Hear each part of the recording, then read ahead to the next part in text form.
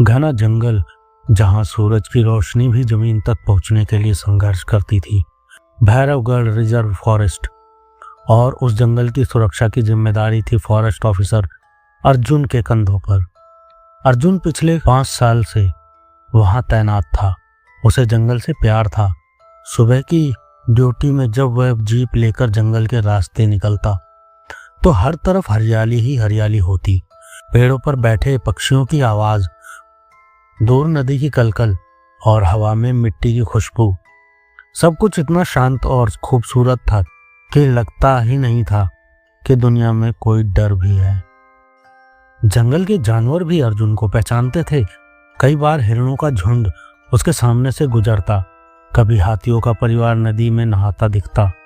यह जंगल जैसे एक जीवित दुनिया थी और अर्जुन उसका रक्षक था। लेकिन एक रात ऐसी आई जिसने सब कुछ बदल दिया।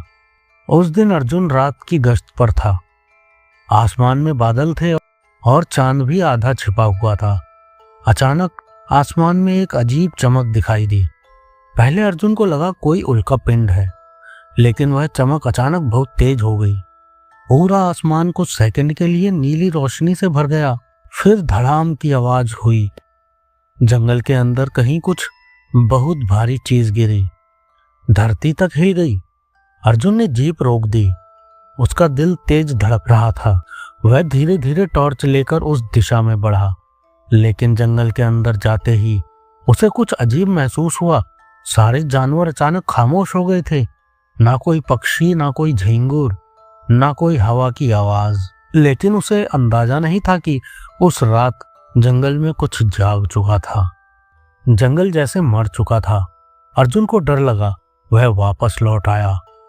सुबह जब अर्जुन गश्त पर निकला तो उसे सबसे पहले एक हिरण दिखाई दिया, लेकिन वह हिरण कुछ अलग लग रहा था। उसकी आंखें पूरी काली हो चुकी थी और उसका शरीर हल्का सा कांप रहा था। अर्जुन ने धीरे से कहा, शायद बीमार है। लेकिन तभी हिरण ने अर्जुन की तरफ देखा। उसकी आंखों में कुछ अजीब था, जैसे वह जानवर नहीं कुछ और हो।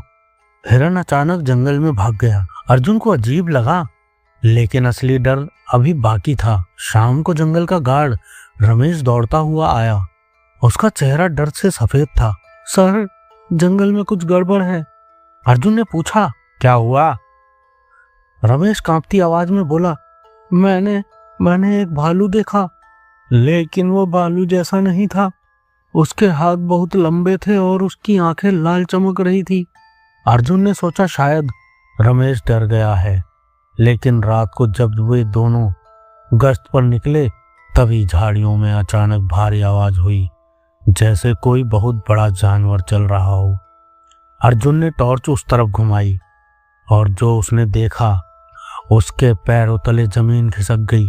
झाड़ियों के पीछे एक भालू खड़ा था, लेकिन उसका शरीर अजीब तरह से मुड़ा हुआ था। उसकी हड्डियां बाहर उभरी हुई थी और उसकी आंखें कुछ खून जैसी लाल थी।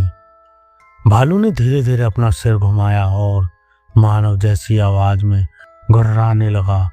रमेश चिल्लाया, भागो सर! दोनों जीप की तरफ भागे, लेकिन पीछे से जंगल में कई आवाजें आने लगी, जैसे कई जानवर एक साथ जाग गए हों। अगले कुछ दिनों में अजीब घटनाएं शुरू हो गईं। जंगल में जानवर अजीब तरह से बदलने लगे। हिरण के दांत नुकीले हो गए, भेड़िए का आकार 2 गुना हो गया। कुछ जानवर रात में 2 पैरों पर चलते दिखाई देने लगे, और सबसे डरावनी बात, उनकी आंखों में एक अजीब होशियारी दिखाई देने लगी, जैसे वे अब सिर्फ जानवर नहीं रहे, कुछ और बन चुके थे। जंगल के पास के गांवों से लोग गायब होने लगे। पहले एक लकड़हारा, फिर एक चरवाहा और फिर 2 शिकारी। जब उनकी तलाश की गई तो जंगल में सिर्फ खून के निशान मिले और अजीब अजीब पंजों के निशान, जो किसी भी जानवर से मेल नहीं खाते थे। अर्जुन ने तय किया उसे उस जगह जाना होगा जहां वह चीज आसमान से गिरी थी। रात को वह अकेला टॉर्च और बंदूक लेकर जंगल के अंदर गया। घंटों चलने के बाद वह एक जगह पहुंचा। वहां जमीन जली हुई थी। बीच में एक काला पत्थर पड़ा था। वह पत्थर धीरे धीरे धड़क रहा था, जैसे कोई दिल धड़क रहा हो। अर्जुन डर गया। तभी उसके पीछे झाड़ियों में आवाज हुई। वह मुड़ा, लेकिन वहां कुछ नहीं था। फिर दूसरी तरफ आवाज हुई, तीसरी तरफ आवाज हुई, जैसे कोई उसे घेर रहा हो।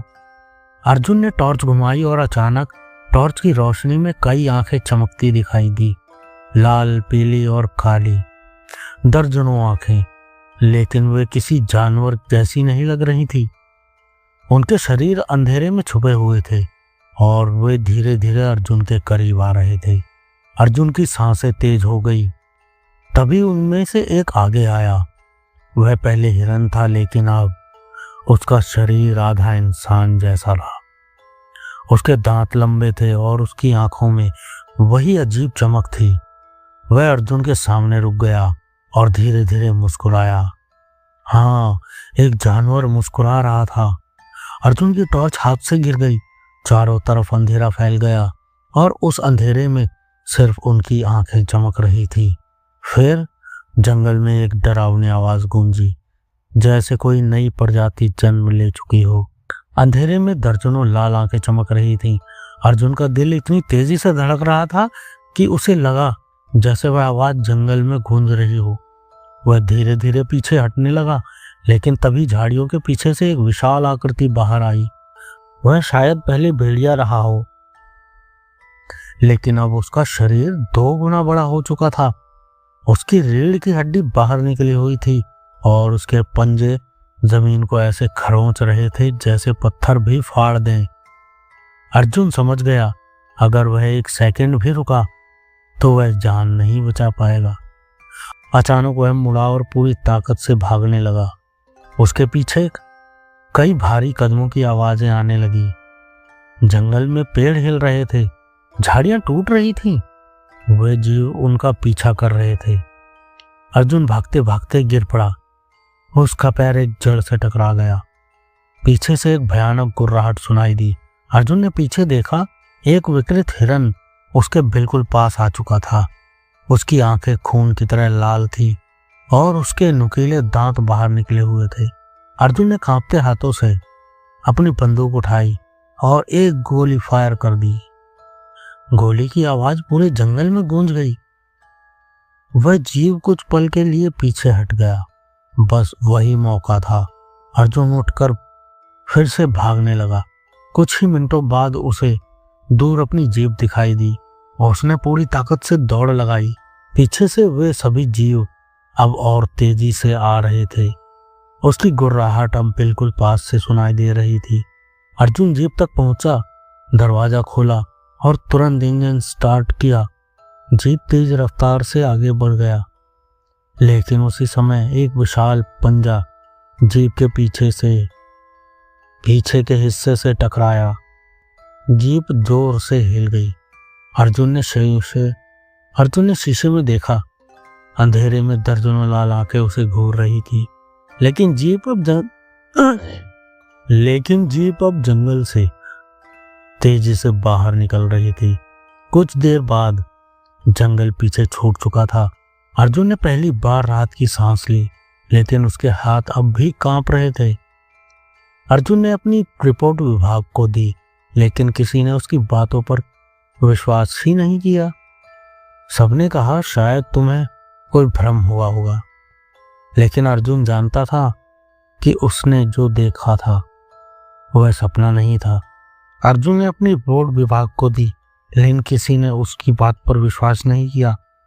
सबने कहा शायद तुम्हें कोई भ्रम हुआ है, लेकिन अर्जुन जानता था कि उसे जो दिखा था वह सपना नहीं था। उसने उसी दिन फैसला कर लिया, वह अब कभी उस जंगल में वापस नहीं जाएगा।